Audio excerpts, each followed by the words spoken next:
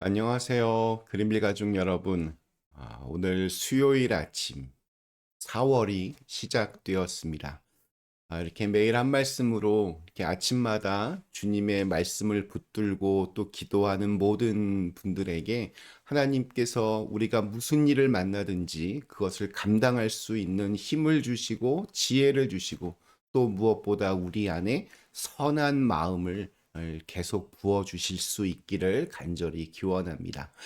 자, 오늘 저희는 누가복음 22장 우리 66절에서 71절 말씀 이제 마지막입니다. 누가복음 22장 66절에서 71절의 말씀으로 함께 오늘 이 아침 시작하도록 하겠습니다.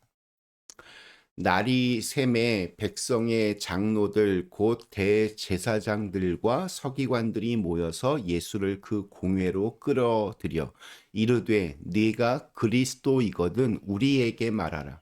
대답하시되 내가 말할지라도 너희가 믿지 아니할 것이요 내가 물어도 너희가 대답하지 아니할 것이니라. 그러나 이제부터는 인자가 하나님의 권능의 우편에 앉아 있으리라 하시니 다 이르되 그러면 네가 하나님의 아들이냐 대답하시되 너희들이 내가 그리고 그라고 말하고 있느니라. 그들이 이르되 어찌 더 증거를 요구하리요 우리가 친히 그 입에서 들었노라 하더라. 아멘. 네, 날이 밝았습니다.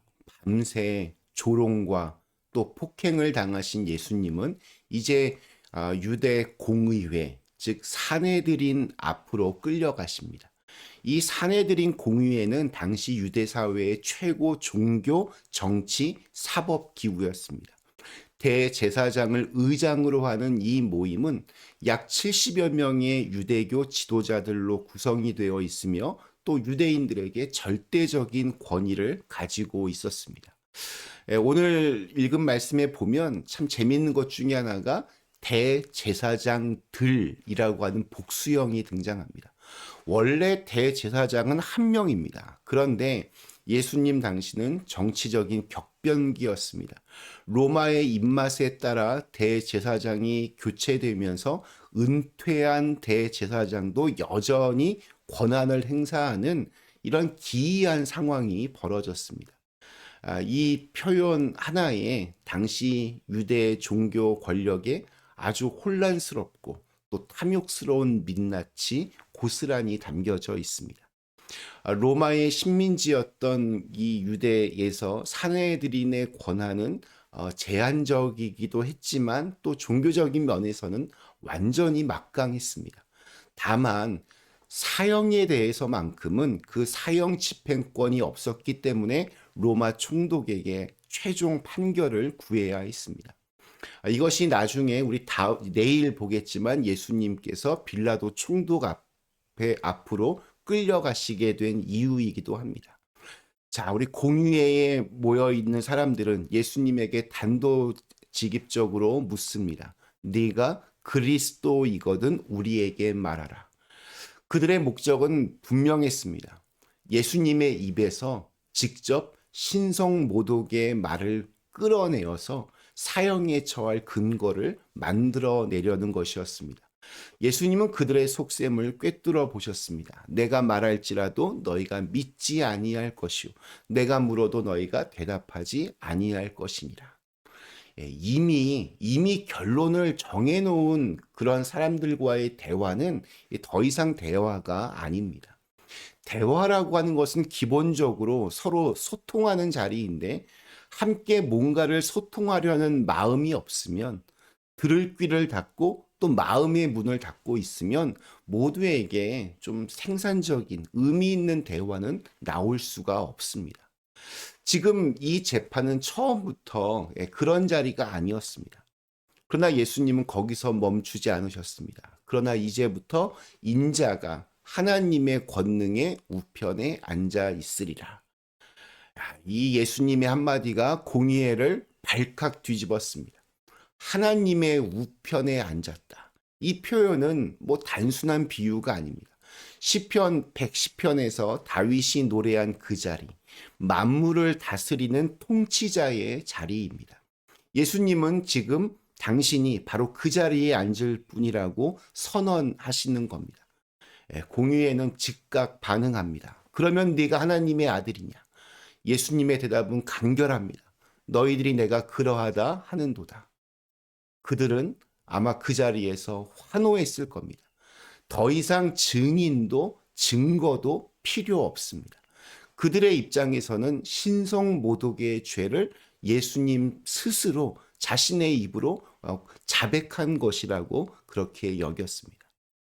그러나 이제 우리는 2000년이 지난 성경을 읽고 있는 우리는 압니다. 그들이 승리했다고 자축하며 이용했던 그 말씀은 결국 현실이 되었습니다. 예수님은 십자가와 부활을 넘어서 하나님 보좌 우편에 앉아 계십니다. 그들이 예수님을 죽이는데 사용했던 바로 그 말씀이 예수님이 누구이신지를, 그 예수님의 정체를 증명하는 가장 강력한 선언이 된 것입니다.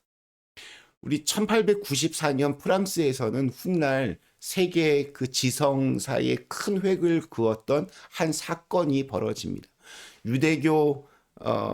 유대계 유태인 프랑스 육군 장교 알프레드 듀레푸스라는 사람이 독일의 군사 기밀을 팔았다는 누명을 쓰고 반역죄로 종신형을 선고받았습니다. 그러나 증거는 조작되었고 재판은 처음부터 결론을 딱 정해놓고 그렇게 재판을 벌였습니다. 그는 남미의 외딴 섬, 악마의 섬에 홀로 유배가 되었습니다. 그러나 진실은 끝내 사라지지 않았습니다. 소설가 에밀 졸라가 대통령에게 보내는 공개서한 나는 고발한다, 이것을 신문에 게재하면서 진실이 하나씩 드러나기 시작했고 결국 이 드레퓨스는 무죄로 복권하게 됩니다.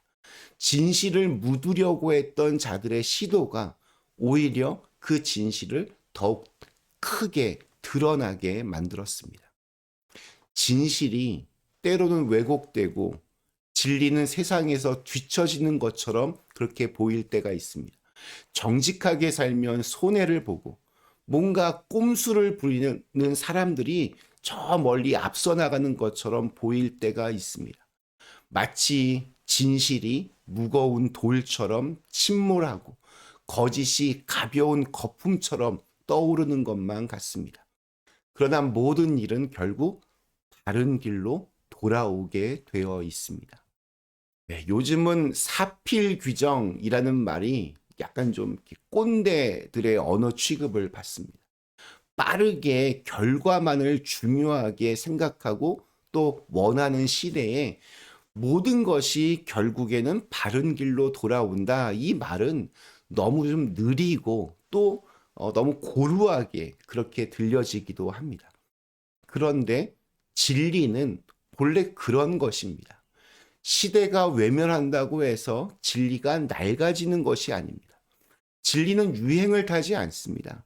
낡아 보이고 하찮아 보이고 무시해도 될 것처럼 가벼워 보이지만 그것은 진리가 약해서가 아니라 진리가 고요하기 때문입니다. 마치 아무도 신경 쓰지 않는 어떤 공기처럼 없어야 비로소 그 소중함을 알게 되는 것들이 있습니다. 가장 중요하고 또 가장 귀한 것은 본래 그렇게 제 자리를 지키고 있습니다. 거짓은 결코 멀리 가지 못합니다.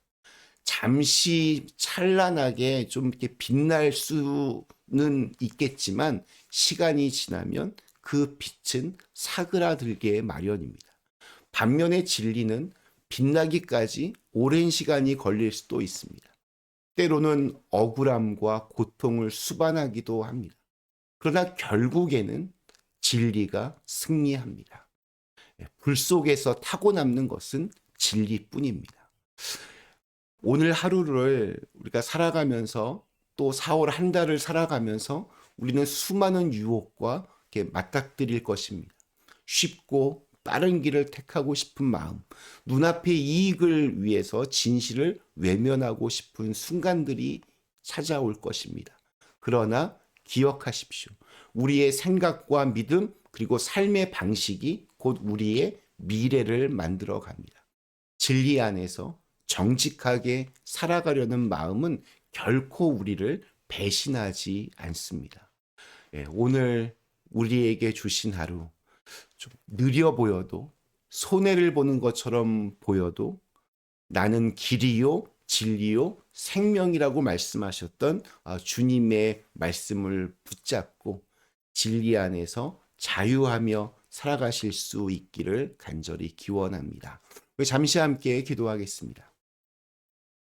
거룩하신 하나님, 저희로 하여금 진리가 언제나 우리의 삶을 가장 아름답게 이끌어가는 힘이 됨을 믿으면서 그 주님의 진리 안에 머무는 그러한 저희들 모두가 되게 하여 주시옵소서.